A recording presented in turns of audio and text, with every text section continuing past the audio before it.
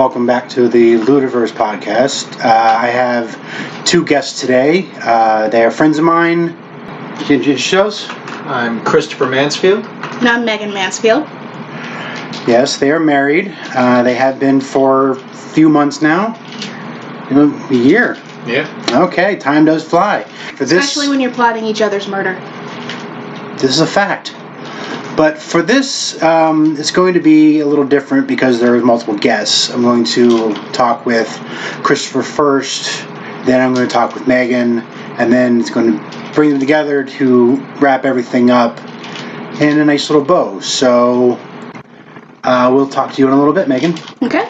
So, Chris, what is your knowledge of the world of kinks and fetishes? Fairly extensive. I've got quite a bit of them myself, or rather quite a few. And I'm the type who, when he learns about something else, must know more. Well, I know a few of them myself, being your friend and all. Yeah. So, what would you say is your top of all kinks that you've been exposed to? BDSM is definitely, if not the top of the list, very close to it. Exhibitionism, multiple partners, and mutual masturbation is also a big one for me.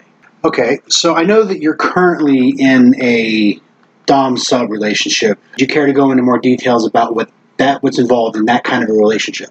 So, dom-sub relationships are very unique, dependent on the dom, dependent on the sub, the levels each partner is looking to go to. In general, though, there are a few things that are pretty standard throughout. One person will assume the position of a dom at any given time.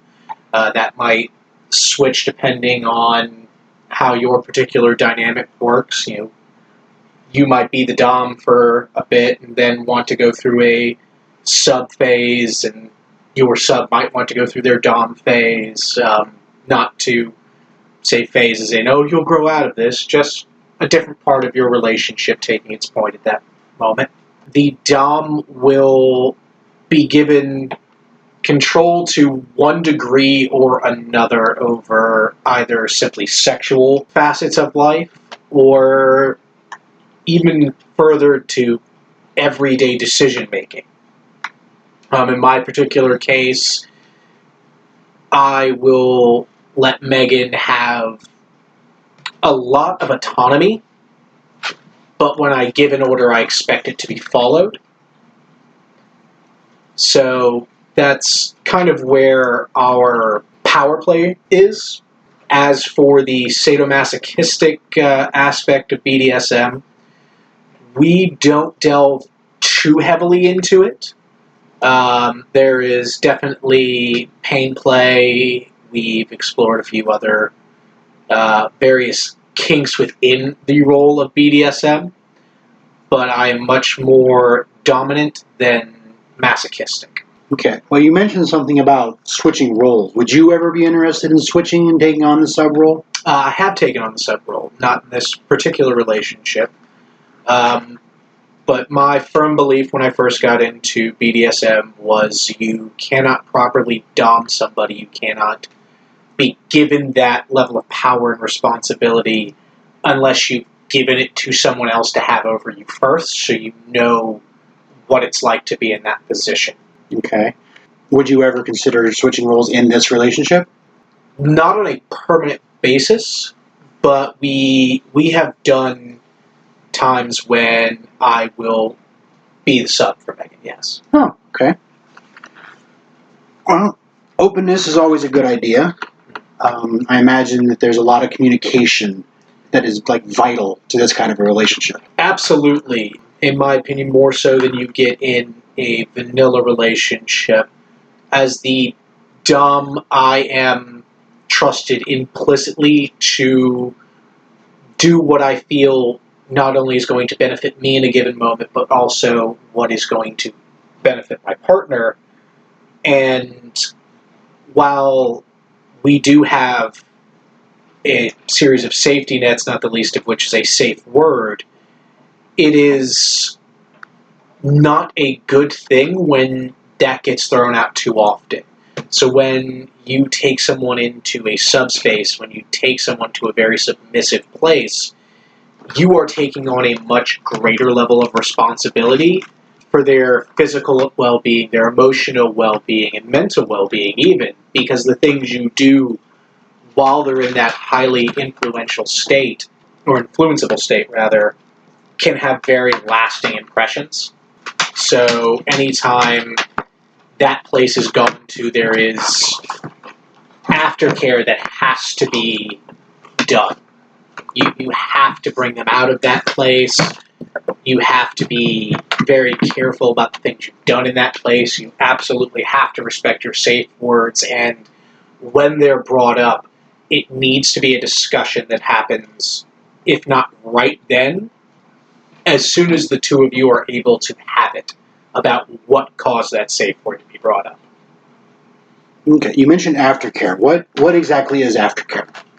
For me in particular, it involves a lot of holding, cuddling, talking in a lower register, deepening my voice a little bit, but also lowering my tone. Well, no, more in general. Like, if somebody has no idea what any of this is. Okay, so in general, aftercare is what you get after a given play or a scene, and it is a way to touch base with your partner to make sure that they are in a good place, mentally, physically, emotionally, address any issues that have come up, and bring them back to a normal level for them. All right. Okay. Multiple partners. Mhm. Actually, that's kind of how I ended up with Danny. Yeah. Was the whole multiple partners thing. What's your take on polyamory as a whole? Honestly, I view it as a much more natural state for relationships than monogamy. I think in a monogamous relationship, we put an unhealthy amount of expectation, stress, and responsibility on our partner because they have to be everything we need them to be in a given moment. And I don't think any one person is capable of being that long-term for another person and still seeking their own happiness. There's always going to be jealousy, even in monogamous relationships. You are going to need to do all of the same things in a polyamorous relationship you would do in a monogamous relationship. It's not the, woohoo, I get to just go have fun with a bunch of other people. There's still communication, and in fact, even greater levels of communication are needed. There's still your responsibilities to your partners, your role in the relationships in general. I think unless there's anything else that you want to go into, I think that pretty much covers the individual portion. I would like to put out a warning as BDSM is becoming more brought into the public eye than it has been, partially thanks to the 50 Shades series, which, while I despise that series with a passion and its author, it did do one thing, which was to start making it okay to publicly explore this dynamic. Please do not use something like that as a baseline. I'm very sorry for the jingling you're all hearing. My dog is very excited. Yes, we have a special guest in the studio. Mariah is a beautiful dog. Yes, she is. And playful as anything. So if you hear any jingling, get over it. Yeah. She is very much trying desperately to get people's attention. Go to mama. But please don't use something like that as a baseline for your journey into BDSM. I'm not going to go into how very unhealthy that relationship was, but BDSM is never a one-way thing. It is defined by every member of the BDSM community themselves. The depths they want to go into any given part of it, how long they want to spend in any given part of it, and absolutely communicate with people constantly, not just your partner in this, but find other members of the community, talk to them, because you will end up discovering things you didn't know. Sounds like very good advice. Well, we'll talk to you again in a little bit. Yep. I'm going to go distract the dog. Welcome back, Megan. Hi. And Mariah. Hi, honey. Okay, so, what would you say is your, like, very top, kink fetish? I like BDSM. I'm very much a sub. And I have an extreme pregnancy kink. Okay, that's, not one that's been brought up. It's relatively new. I just figured it out most recently. Yeah, I've heard a few other people mention it, but I've never had a chance to go into it. Would you care to go into some of the details that you know about it? For me right now, it's just the thought and act of someone intentionally making me pregnant, because I do want children one day, relatively soon. So just there's the almost cloak and dagger part of it, where it's like I know I'm doing something wrong, but it's also like this is something that we both want in a way, but it can also be spontaneous, and it just has an air and adventure to it. Does it have any connection to the CNC, the consensual non-consent? I do not know, but as for me, no. Okay. All right. So you're the sub in the relationship. From your point of view, how would you define your role as the sub? Honestly, my role to me is just complete and utter support, which is just make sure that your dom has everything he needs, possibly what he wants. That is an added bonus to it. Just, in a way, I see it as you are his shelter in a storm.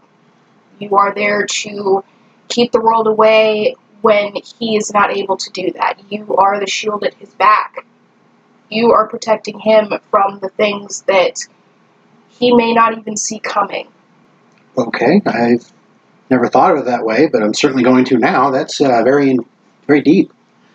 Would you ever consider switching the role to be more dominant? Oh, hell yeah. There have been some thoughts. Where, not like, leather and whips and chains, but there have been times where I've just been, like, in my normal just time where I've actually ended up ordering you around, and it was really nice.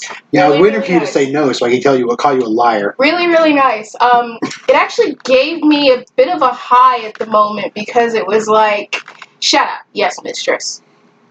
And it kind of just fluffed It's one of the my perks ego. of being a switch. It fluffed my ego really Yeah. badly. I could fill any role needed because I'm I'm on that. Promise. As you command. Yes, mistress will suffice just fine. Yes, mistress. Okay, but anyway, we're getting a little off. Well, not really off topic. A little derailing a bit. So, are there any other aspects to the BDSM that you haven't gotten into but want to? A little bit more of exhibitionism. There are certain things I like that I'm really comfortable in, and then there's some stuff I would like to try out a bit, but also I had some bad experiences with it, so I want to go slow. I've heard that a couple times. I can understand that completely. And a lot of things that people don't understand is that it's like the physical is just a part of it. The mental and emotional part of it is the worst part, because it's like you'll think on it and you are your own worst enemy, and your brain will bring it up at the worst moments. Oh yeah, I know that one all too well. What are your views on the levels of communication needed in a sub-dom relationship? That is top tier to me. You cannot have a sub-dom relationship without communication, because then you aren't going to be on the same wavelength, and it's just point blank period not going to work. He has to know, or she has to completely know your needs and you to a T. and you have to make sure that they understand your hard and soft limits, because there have been times where I've told somebody a hard limit and they'll attempt to be like, oh, well, maybe if you I'm like, no. Like, when I say no, I fucking mean no. And if you try to push the subject, the last time that happened, he walked away with a broken nose, and I felt nothing. All right. You mentioned hard and soft limits. What are those?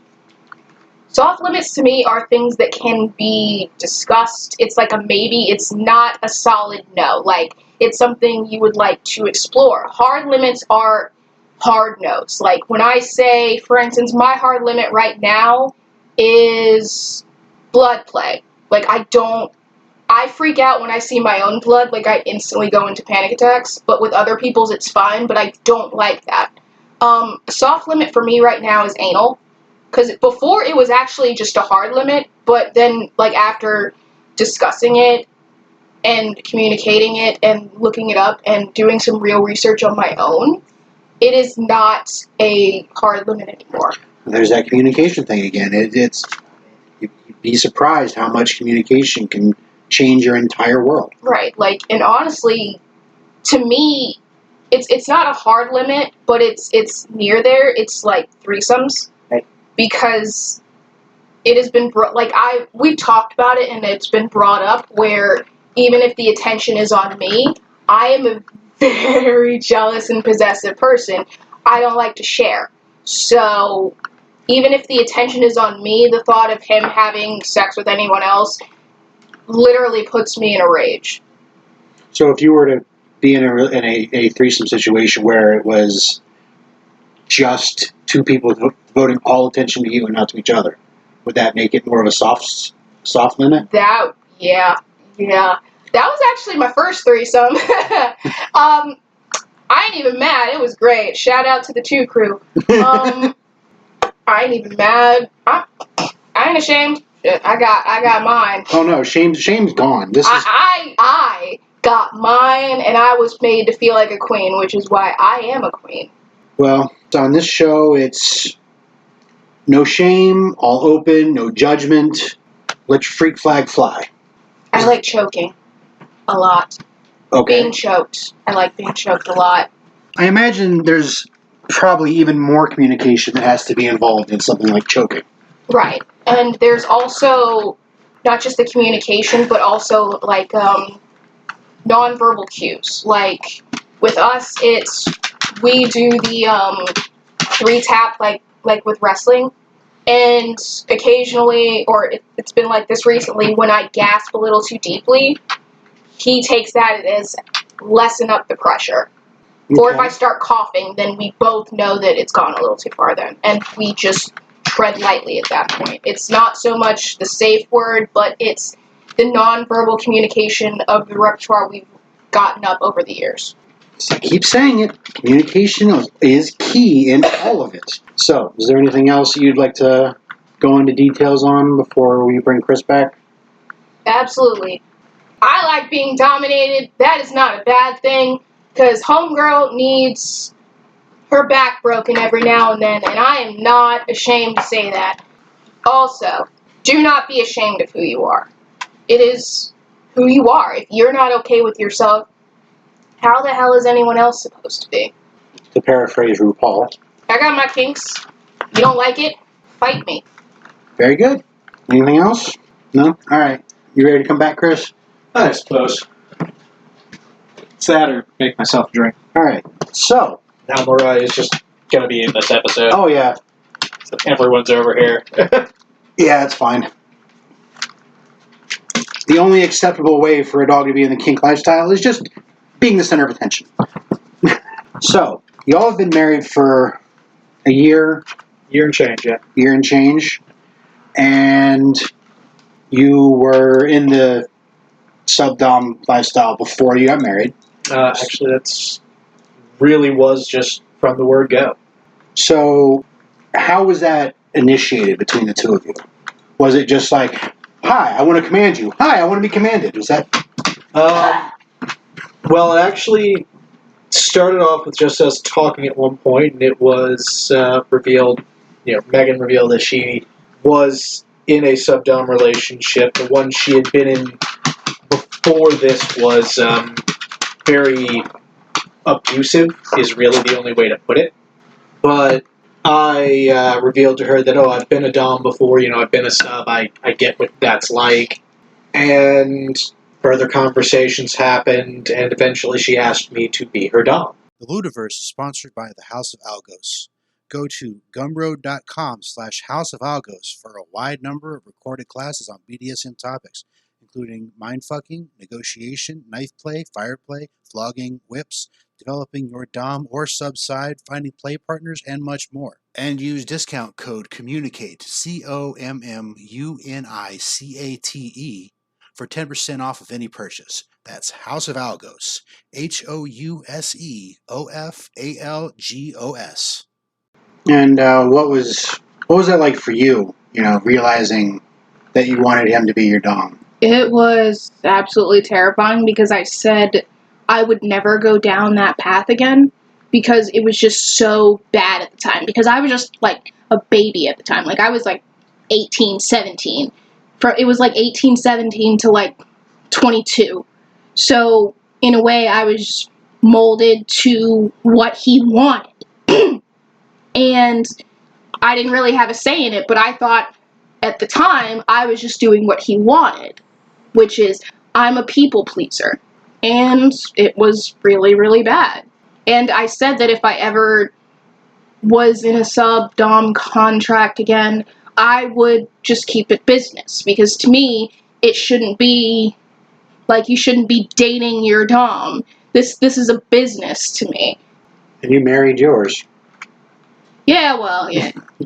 Yeah, rules are made to be broken. Step into that goddamn role. Well, I mean, it goes to show that This was not the plan. Oh, yeah. The best laid plans of mice and men. That is just a list of things that never happened. Man plans, God laughs. When I first met Megan, we got into an argument about Disney movies based around their countries of origin. In an Arby's, no less.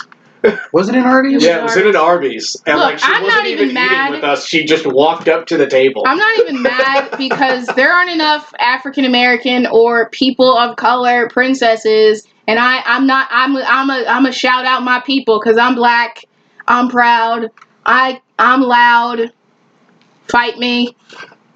And it wasn't even Disney movies. It was like Lord of the Rings, actually. No, it was Disney movies. Was it?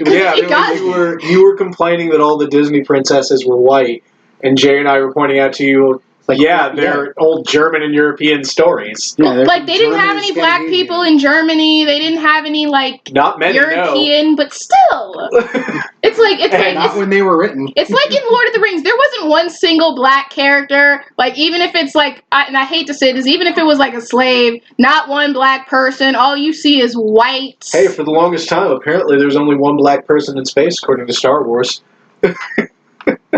Star Trek. Apparently, Yeah, true. No, both of his parents were black too. Oh wow, we got 3. He had a sister, and shut up, please. Wait, what? Geordie LaForge. No, I was talking about original Trek. Oh, I thought you. I was talking to Uhura. Oh yeah, no, Whatever. I thought you were talking like the next generation. No, Geordie had a mom, he had a dad, he had a sister. All right. That's neither here nor there. From BDSM to Star Wars, welcome to the Ludiverse. Hey, I'm a huge nerd. This is the way. This is the way. This is the way. I have spoken. Fits with me. Yeah. All right. So, is there anything that you together would want to say to anybody that's looking to get into a dom sub relationship? Do your fucking research. It's been harped on at least a dozen times. It'll be harped on at least a dozen more. Communication. You cannot be in a healthy BDSM relationship where you are not talking to each other. I have been a member of this community since very soon after my first sexual experience, and I have never seen it, and I have seen literal scores of BDSM relationships. Other than that, really respect the limits you're both putting out there, and know when to walk away if things aren't meshing. You might not be the dom they need, they might not be the sub you need. Nothing wrong with that. Let your wants and needs be spoken of up front. Like, in the beginning, this is like before we started talking about like being dom or sub. This is just us like getting to know each other as friends and as people. I told him I wanted to get married and I wanted to have children. I did not date to just have fun. I was looking for a potential mate and father to my children. Point blank, period. I don't have the time. If you are not interested in the same things I am, which is settling down, then do not waste my time. We should not waste each other's time. Like, yeah, we could have fun, but I don't want to have fun. I want to settle down. Song wrong. I want to settle down. I want to have a family. Because to me, family is of the utmost importance in life. Whether it's your blood relation or the family that, you know, you've chosen. Cindy Lauper, eat your heart out. There you go. Girls just want to have fun. Not this Apparently one. not. I have fun. Yeah, but you say you don't just want to have fun. Yeah. You Sex don't is wanna not have just fun. I want a connection too. There you go. Because to They me, want more than just fun. because to me, sex isn't just sex, and emotional connections aren't disconnected. To me, if you're going to have sex with somebody, you are getting a connection with them. To me, it just doesn't, it equates you trusting someone to a degree. It's not just a mechanical thing that, you know, animals do and people just happen to do it too. To me, if I'm going to have sex with you, I would have to have some type of connection to you. It's not disconnected. It's not just a thing you do to relieve stress for me. I agree with that 100%. It's actually, like, started fights, honestly. I have a much more casual view of sex, but Well, at everyone the has same their own time, views of things. Like, I don't believe you can have sex with somebody and not form a connection of some form. Well, I mean, I know plenty of people that are able to have sex with somebody Eat slower! and then just move on with their life and, okay, that was just somebody I had sex with. Yes, but I'm not saying that you can't move on. I'm saying that you can't do something like that without forming some kind of connection. Also, Like, let it be noted that if you decided at any time that you wanted to go have sex with somebody else and you just did not talk to me, there is no coming back from that. I'm not talking about him. I'm saying in general, if you are going to cheat on me, point blank period, just tell me you want to have sex with somebody else and I will gladly walk away. Because if you cheat on me, so help me God, I will cut off your balls. And if you are a woman, well, I'ma just cold cocky in the throat. It's called a reset button for a reason. I love how the men get, you know, Castrated? we're gonna maim you. The women just get a punch in the face. Get the throat punch. Well, you do realize that it is now Not illegal even a throat punch. to do female genital mutilation, so it's not like I can really do anything on Well, the other it's one. illegal To do it to men, to cut too. off a man. If you cut off a man's balls, you're still going to get in trouble. Technically called vasectomy? No. That's something entirely different. That is a medical procedure. That's I- severing the vas deferens, which is why it's called the vasectomy. What you are talking about is castration. Yeah. You've been warned. Which, yeah, still. Apparently. Okay. All right. So, are there any kinks that you've heard of that you haven't had a chance to really explore? Mariah, get down. Nah, she's fine. No, that's one of the kinks I've heard of that I've never been able to. Oh. It's just a dog actually listening when you tell them to do something. For me, kinks that I've wanted to explore that I've not had the chance to, I have never had the chance to do cut play, and it's fascinating to me from just a mechanical standpoint, and wouldn't mind exploring it. What is cup play? It is essentially using the suction caused by forming a vacuum inside a container when it's pressed against someone's body. That's a therapy method. Yes, it's also a kink play. Interesting. Yeah. It's not a no. Needle play has never really interested me. Well, we're not getting into the negatives. Fair. We're just trying to get into, exploring the possibilities. Honestly, there are not a lot of kinks I've had an interest in that I haven't explored in some way. Rope play. Rope play? Rope play. Like just general bondage suspension, or actual shibari? What's the term? Shibari? Shibari. Yeah.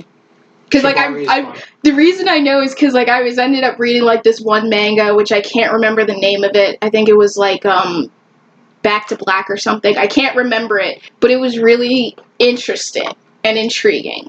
What? You did Bible Black? No, I did not. No, that is not what I said. That is not what I said. Bible Black, the rope had a dick. That's just not how what that I works. said. No. Check out Bible Black. Please don't. Please don't. What's that other one? Please don't. Shiro no Piku or... Shut up. No. Piku no Boko? We're not Piku no going there. Boko. We're not going there. Boko no Piku. At that point, why don't you just do Akisora? Legend of the Overfiend, anyone? Oh, yeah. All right. I think hentai is a whole other episode. Definitely. So, any other that you haven't had a chance to explore that have caught your interest? Swimming pool? Sex? In the water? Oh, Sex so in the water? Publix? Oh, yeah. Okay. I like period sex. Because I turn into a horny little... That's very common, actually. It's very common. bunny. I don't understand it. It's I want to sleep all day, and then it's the minute I see my man, it's hey. Yeah, you get too many women, and it's no, I don't want to do that. I'll make a mess in the bed. It's girl, throw down a towel and hop on. Promise? I've done it before. I probably will do it again. I'll fucking do it again. But, okay, so are there any kinks that you've heard of that are completely off the table? Necrophilia! Oh my god, no. Okay. I am not judging.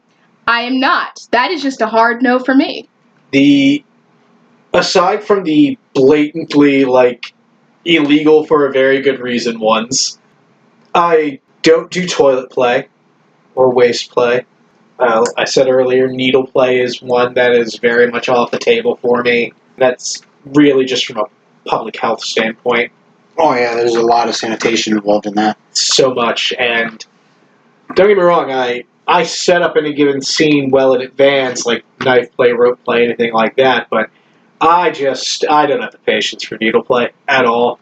I'm terrified of needles. I'm just gonna go jerk off somewhere. If I don't even getting inoculations, no. Consensual non-con is not a big one for me. I understand the kink behind it, but I can't put myself in that headspace where I can pretend you didn't give me consent. I can't do it. I understand it and no judgment at all. Just it doesn't work for me because of the way my brain works. Right. I mean, that has to work both ways. The person has to be, the quote-unquote victim has to be excited by the prospect of being a victim, while the other person has to be excited by the prospect of being the predator? Yeah.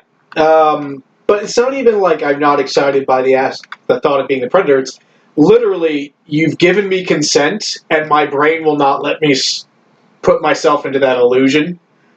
Where it's you don't have this. Yes, you do. It is far too, rape culture is far too prevalent in our society for my brain to ever put aside the idea that I have consent. Yeah, I mean, that's why the kink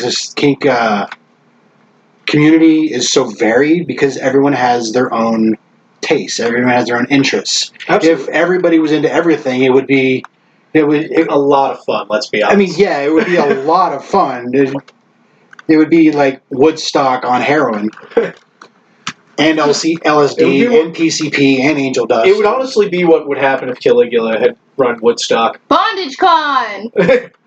They actually I've tried- have stuff like that. I've tried to get that started. I in actually, Virginia so the many last times. episode, actually, there was discussions about conventions for BDSM.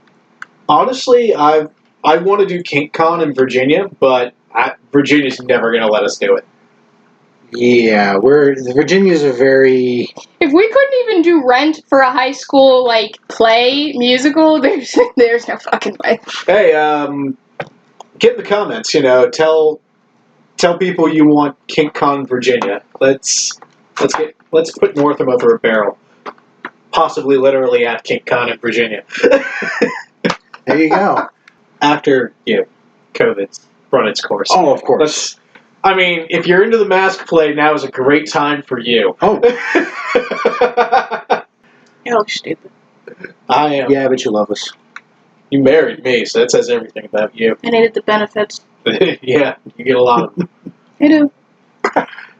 But, God for that GI Bill. so is there anything in general, not BDSM related or centric, but in general that you want to say it just kink, fetish, whatever related that you haven't already covered?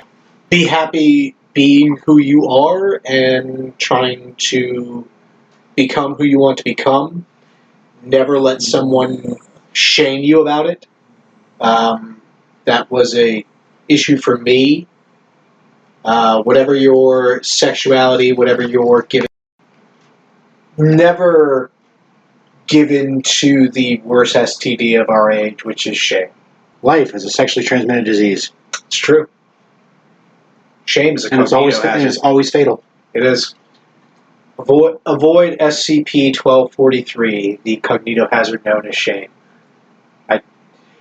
By the way, if someone looks it up and that is an actual SCP, help me, because apparently something is terribly wrong. Or that is the most awesome coincidence ever. Okay, Megan, you got anything?